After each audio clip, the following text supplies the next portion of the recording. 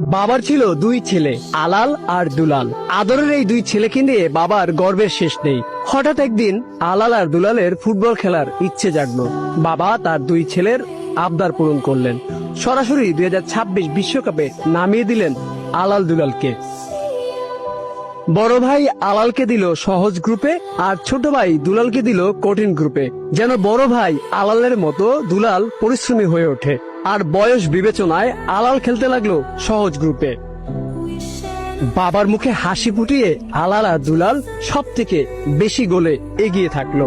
ছোট ভাই দুলাল পরিশ্রম করে এগিয়ে যেতে থাকলেও বিপত্তি বাধে আলালের ম্যাচে। কেপ ভার্দের সাথে যখন আলাল হারতে বসে, ঠিক তখন চিন্তায় পড়ে যায় বাবা। আর তাই মিশরের ম্যাচে সহযোগী হিসেবে মাঠে নামালো রেফারি। মাঠে নেমেই রেফারি আলালকে বড় বিপদ থেকে বাঁচালো। আলাল ও দুলালের বাবা স্বপ্ন দেখছে তার দুই ছেলে ফাইনাল খেলবে, তবে পরিকল্পনায় বাদ সাজে কিছু দল। তারা ভালো খেলে তার টেনশন বাড়িয়ে দিচ্ছে। এজন্য আলালের খেলায় দুলালের রেফারি ও দুলালের খেলায় আলালের রেফারি নিয়োগ দিয়েছে। মিশরের ম্যাচে আলাল যখন বিপদে পড়ে, তখন দুলালের একজন রেফারি তাকে বাঁচায়। আর তাই দুলালের ম্যাচে খুশি হয়ে আলাল 5 জন রেফারি পাঠাবে বলে জানিয়েছে। এখন শুধু সময়ের অপেক্ষা। আলাল দুলাল খেলবে ফাইনাল। এক ভাই কাপ নেবে, আরেক ভাই গোল্ডেন বুট নেবে। খেলা শেষে দুই ভাই একসাথে কক্সবাজার ট্যুর দিবে।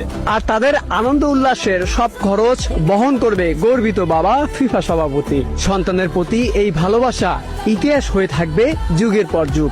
আর আলাল দুলাল বেঁচে থাকবে প্রতিটি ভক্তর হৃদয়ে।